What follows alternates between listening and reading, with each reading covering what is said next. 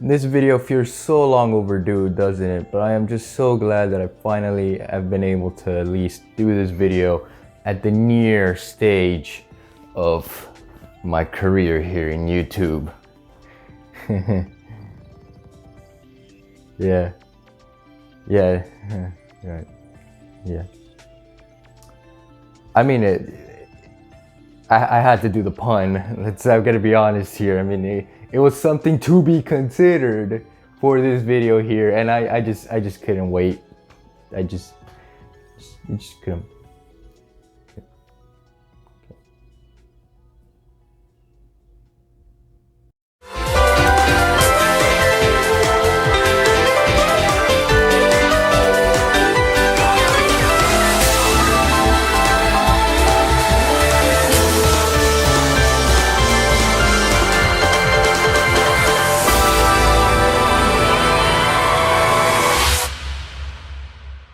Yeah, yeah, that's right. We're finally going to be talking about NieR Replicant version 1.2 something. I don't really know the full extent of those numbers there, ladies and gentlemen. All I know is that it's NieR Replicant Remake, and I am just happy that we're getting it this year. That is it.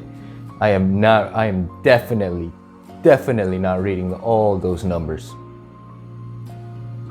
2 hours later. Okay, it's NieR Replicant version 1.22474487139, etc. I just basically read a tracking package on either Amazon or UPS. Like, that's basically what I just read. But anyway, point is, we're going to be talking about NieR. We're going to be talking about what to expect when it comes to NieR. And I'm actually glad this is the big boy video of the week, because we've been long overdue for this video, as I mentioned at the beginning of this video. And man, there's just so much I want to talk about. NieR is literally coming to all consoles, well, to PS4 around April 22nd of 2021. In basically 2 months, we're getting NieR Replicant Remake, and I'm just so excited to talk about it. And I think it's been a while since we talked about anything Square Enix related. I mean, the channel has been nothing but Pokemon Sonic, and of course, you know, Bayonetta. I mean, come on, like that's... But it's time to talk about NieR, and enough of this beautiful face here. Let's roll over into the voiceover version. Now for this video, we are planning to do things a bit differently this time around, and that is to give you the timestamps of each of the things that should be expected, or at least I hope to expect when the game releases. Here are at least a couple of things to expect, each with their own little timestamps if you want to take a good look. And without further ado, let's roll with the first one on our list here and get this video a-rollin'.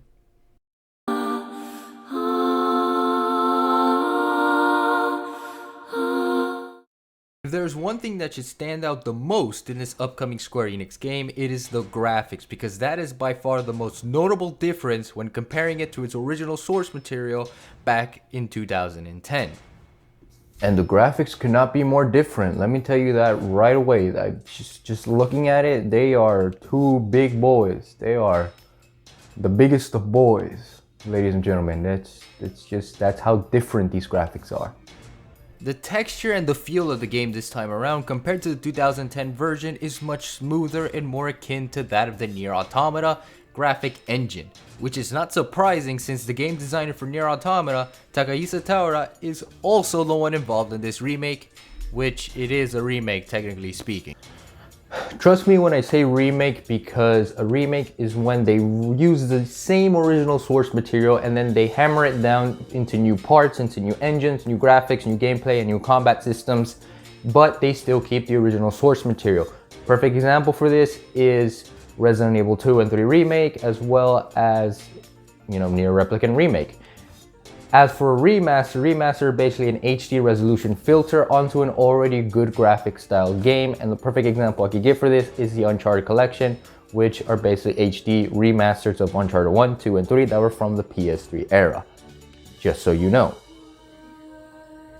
So with this idea in mind now, it is safe to assume that NieR Replicant is indeed a remake thanks to the differences in both engine and game design this time around. And honestly, it fits the game much better than its original graphics for today's new and upcoming players, since the models from the old game, they do seem to be a little bit aged compared to the new models this time around. Plus, look at how they perfected our homegirl kaine here. Things are indeed looking bright for the NieR fanbase. What's more is that the game feels much more expansive thanks to the Automata game design and engine it is going to be using, and a clear indication of that is the gameplay footage Square Enix had already tested for us a few days ago, in which the world feels much bigger to explore and dive into than ever before. Also, I did mention kaine, right?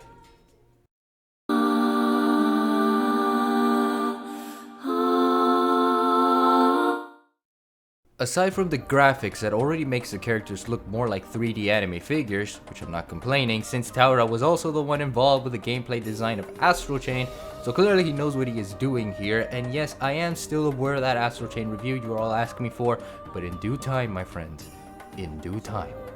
In any case, the characters here are based on which rendition of the game we are going to be playing this time around, which is the NieR Replicant version of NieR. Wait. A version of NieR? Did I hear those words? Did you hear those words right? A version of NieR. What is this? Pokemon? To give a brief context as to why I say version is that back in 2010, Yoko Taro and Platinum Games were not satisfied with presenting a young boy NieR as the main protagonist for Western audiences. At the time, they felt that the West were not overindulgent when it came to experience anime-like RPG titles and wanted something grittier and edgier, and seeing a young boy be the main protagonist for that kind of work just wouldn't fit. So, instead of scrapping the game altogether, they decided that for the West, they would recreate the story and publish a version of the NieR storyline known as NieR Gestalt, which would replace young NieR with Papa NieR, changing the dynamic of the story altogether as well as the character interactions throughout the game. Now, you may be asking yourself, was it a good choice for them to do two versions of the same game but with completely different stories? Yes, because, at the end result, NieR Gestalt version, the one that we got here in the West, did really well, and it did sold a lot of popularity points for Platinum Games and Square Enix at the time, as well as Yoko Taro, because Yoko Taro did do Drakengard during that time, but it wasn't as heavily as inspiring as the NieR series that we know it as today. So thanks to NieR Gestalt, it did bring a huge amount of Western audience into the franchise, and as an added bonus, it made a lot of people question whether or not they were going to get a replicant version shipped into the West, and thankfully Yoko Taro answered our questions almost 11 years later with this remake coming soon in April. So hooray for Yoko Taro!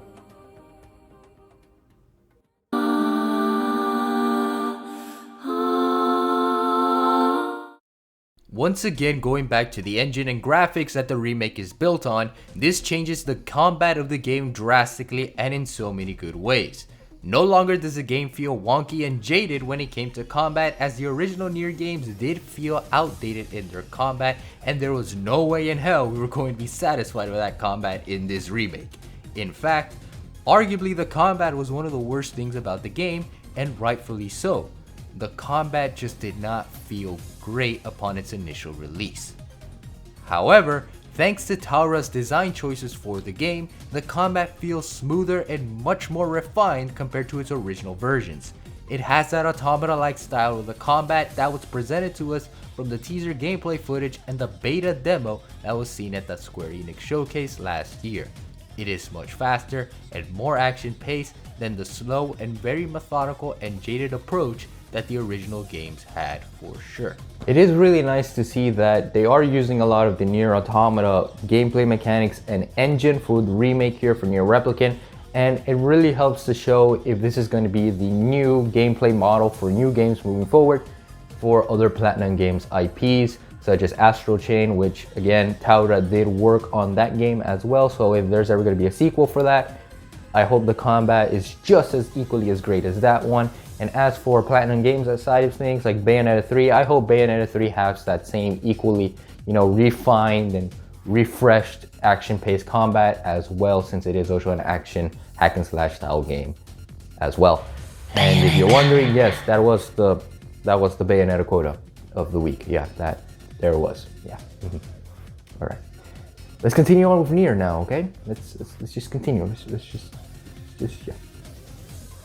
However, don't get your hopes up yet when it comes to these changes because the combat can still feel repetitive, which Automata did have from time to time when you play each of the routes. I do hope that Taura and Taro took that into consideration for Replicant, but here's when we do get our hands on the game soon.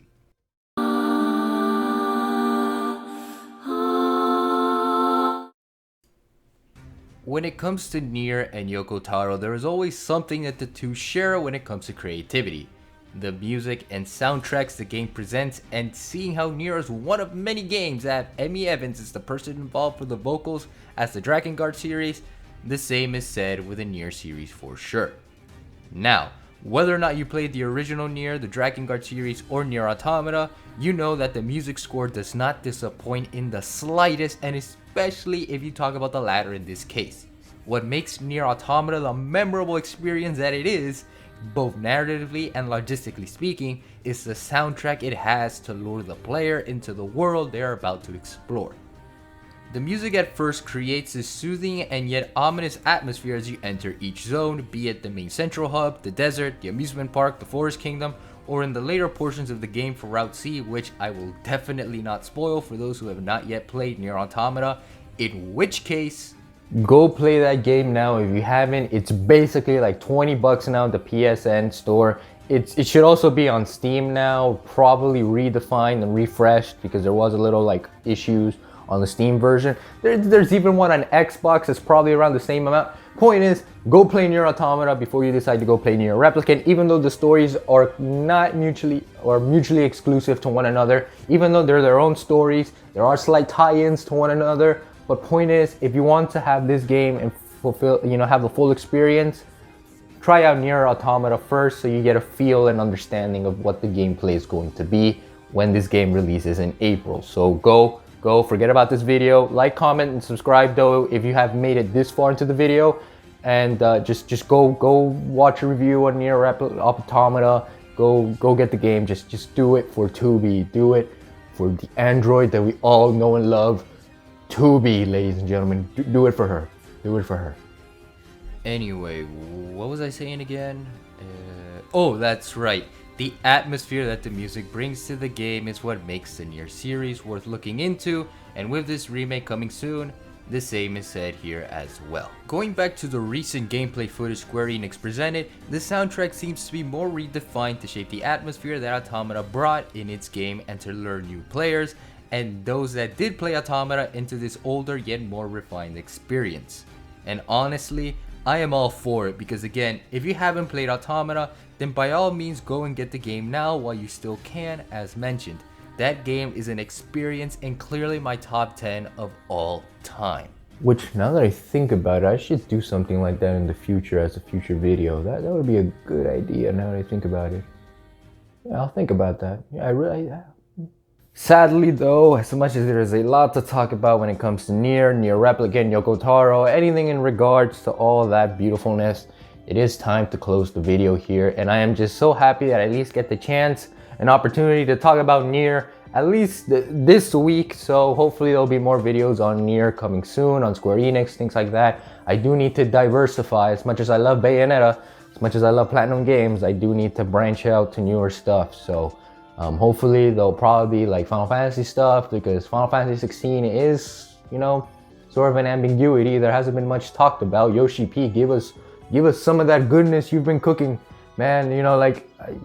And speaking of that, I also got to try out Final Fantasy 14. That's an entire separate thing in and of itself. But point is, I hope to talk a lot more about NieR as we're closing in on that April 22nd, 2021 release date.